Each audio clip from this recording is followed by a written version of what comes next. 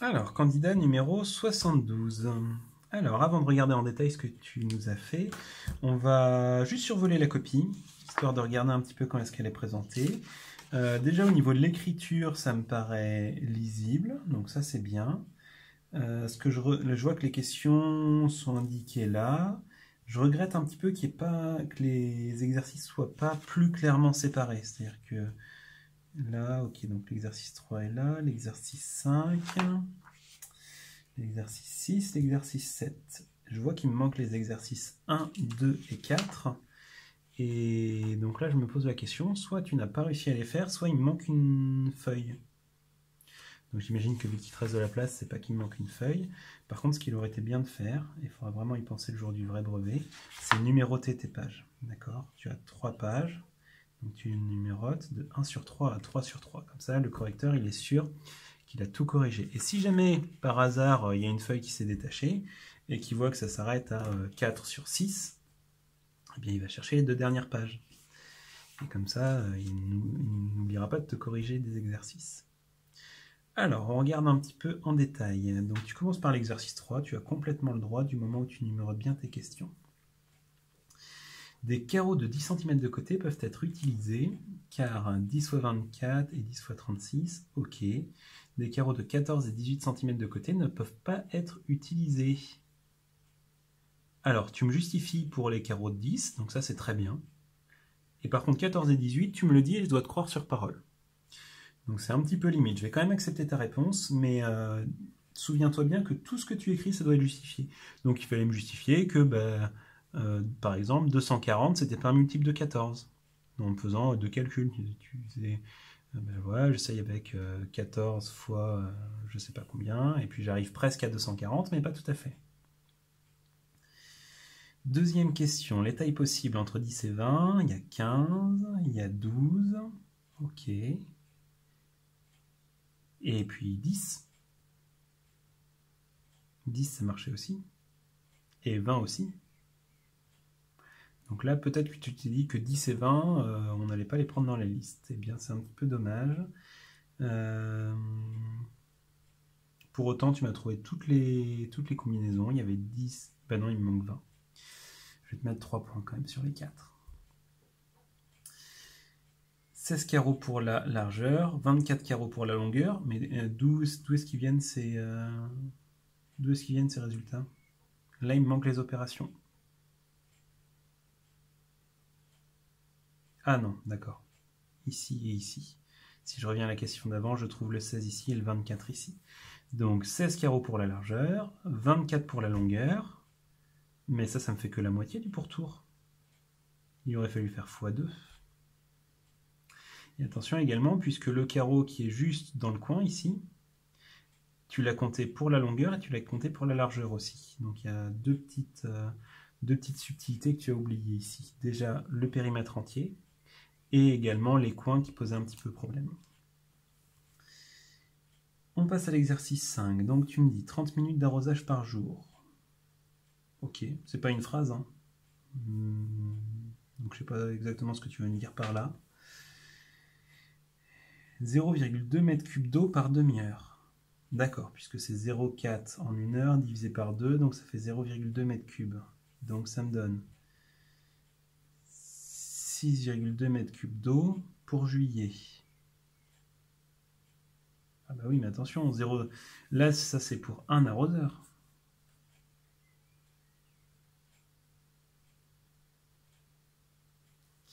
Tout ça c'est valable pour un arroseur. Alors ici par contre la conversion, ça c'est juste, ok.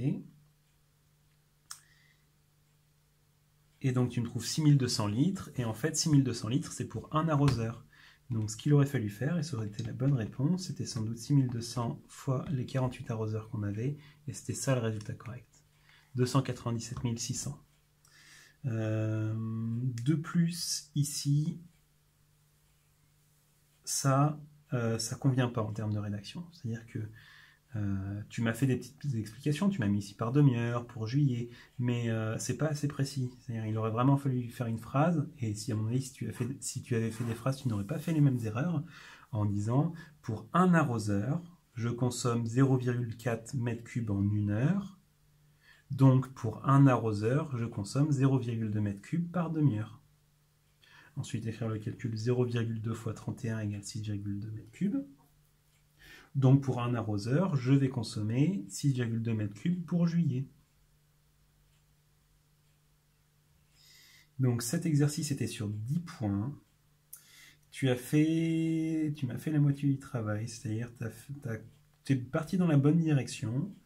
Tu m'as mis un petit peu les détails. Je n'ai pas trop te pénaliser là-dessus, puisque c'est aussi des problèmes de rédaction qui sont évalués sur 10 points à la fin, donc j'ai pas envie de te pénaliser 2 fois pour la même erreur. Je vais te mettre 6 sur 10.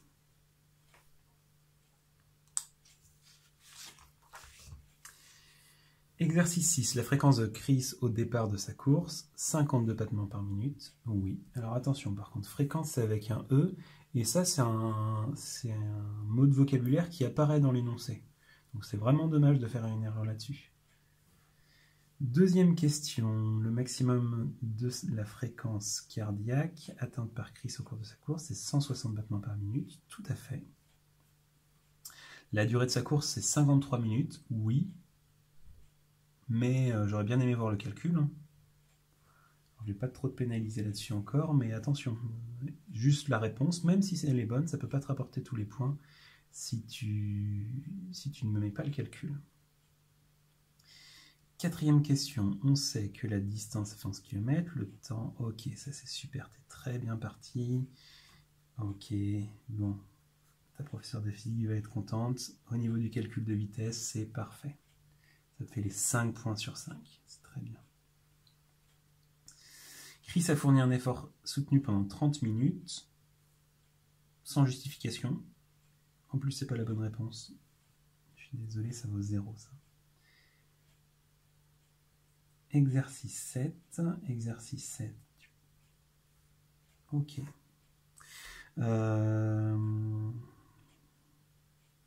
Ouais, je sais pas si j'aime beaucoup cette histoire avec les flèches. Je vais quand même l'accepter. Même si... Enfin, je vais l'accepter. Je vais pas te pénaliser sur le fait que tu aies utilisé des flèches plutôt qu'un calcul en ligne, comme on a l'habitude de faire. Hein. Ça, c'est quand même, à mon avis, la meilleure technique pour éviter de se tromper. Un calcul, une ligne. Ici, il y a une erreur. Et c'est vraiment dommage que tu ne l'aies pas repéré parce qu'on te donne la réponse dans l'énoncé. C'est-à-dire, regarde ici, on te dit expliquer en détaillant les calculs que le résultat c'est 4. Et là, tu arrives à un résultat de moins 4 et ça ne te dérange pas. Tu m'écris ça comme si c'était juste, alors que tu sais que c'est faux. Donc, il aurait fallu te poser la question, mais pourquoi est-ce que je fais une erreur? Et te dire, alors tu as deux calculs, donc l'erreur elle est vite trouvée. Hein. C'est ici, moins 2, il fallait le mettre entre parenthèses au carré. Vu que c'était moins 2 fois moins 2. Si tu ne mets pas les parenthèses, la calculatrice va calculer moins 2 fois 2. C'est pas du tout la même chose. Donc c'est pour ça que moins 2 fois moins ça donne plus. Et donc le résultat c'est plus 4. Je vais quand même te mettre un point sur ces... Ouais, je vais même te mettre 2 points sur ces 3.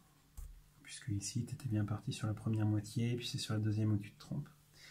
Deuxième question, donc par contre tu me fais encore la même erreur. Ici normalement c'était plus 25.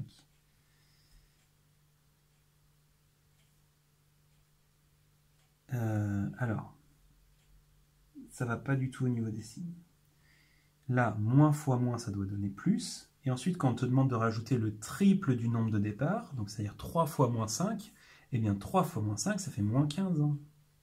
Donc ici, c'est pas bon non plus. Je vais te mettre un seul point sur les 4.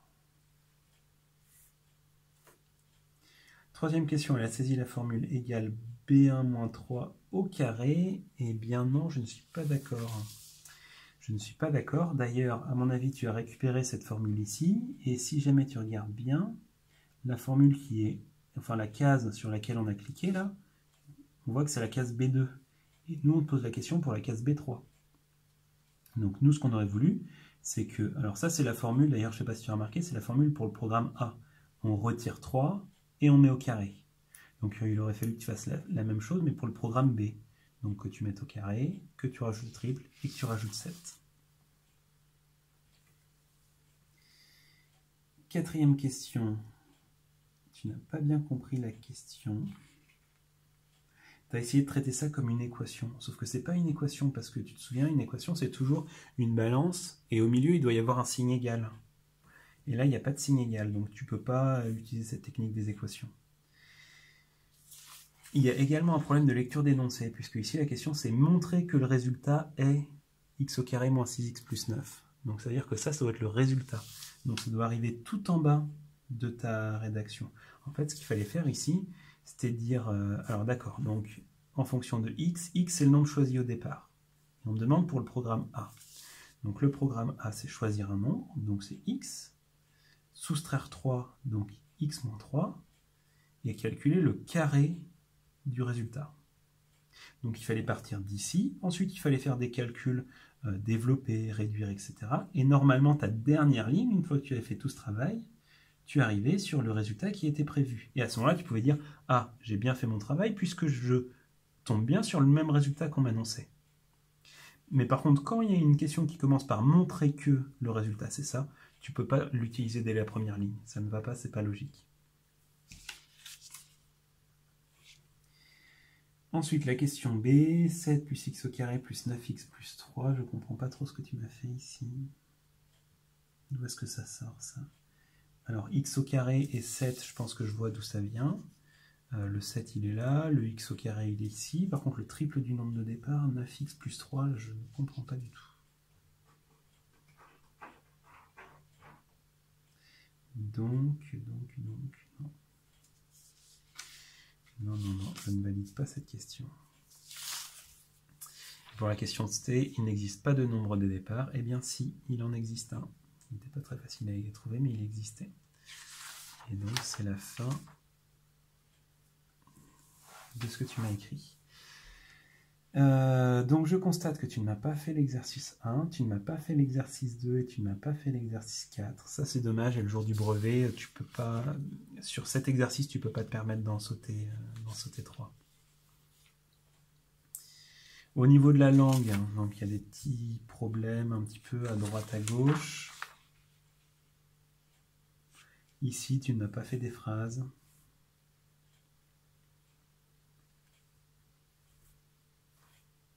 Ici, tu m'as fait l'effort de mettre les calculs. C'est très insuffisant pour une copie de brevet, ça.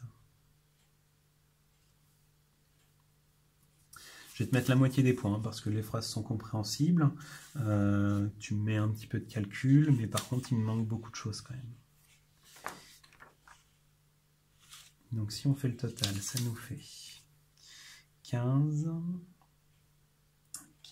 30.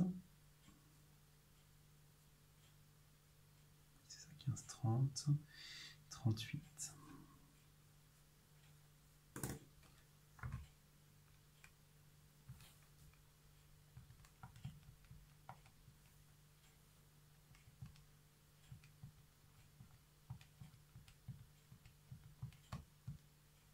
C'est ça, 38 sur 100. Donc ça ne suffit pas pour avoir le brevet, donc il faut vraiment que tu t'améliores d'ici le brevet. Je vois que au niveau du calcul de vitesse, ça c'est un point vraiment très positif. Ça me fait plaisir de voir ça bien rédigé. Donc là où il va falloir que tu t'améliores, c'est vraiment sur, à mon avis, les exercices que tu n'as pas fait. C'est-à-dire que quand tu vois un exercice comme ça, tu dois te dire, ça, ce sont des théorèmes de géométrie, on en a fait plein. On a fait Pythagore, on a fait Thalès, on a fait de la trigonométrie.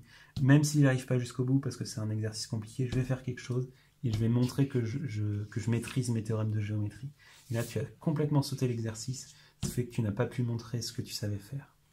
De la même façon, tu as complètement sauté cet exercice de programmation, alors qu'à mon avis, il y avait vraiment des choses sur lesquelles tu pouvais t'en sortir.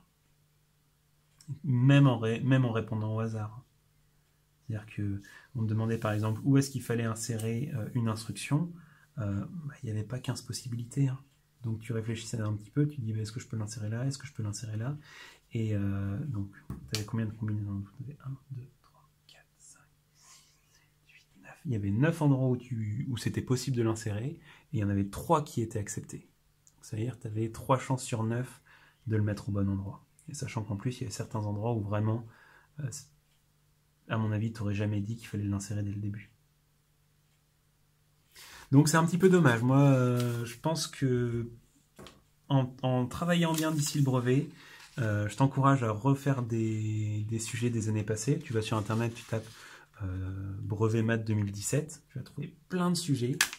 Et le fait de t'entraîner un petit peu, ça va te permettre de te familiariser avec les façons dont sont posées les questions le jour du brevet. Et ça te permettra d'avoir une meilleure note que ça. Et je te souhaite bon courage.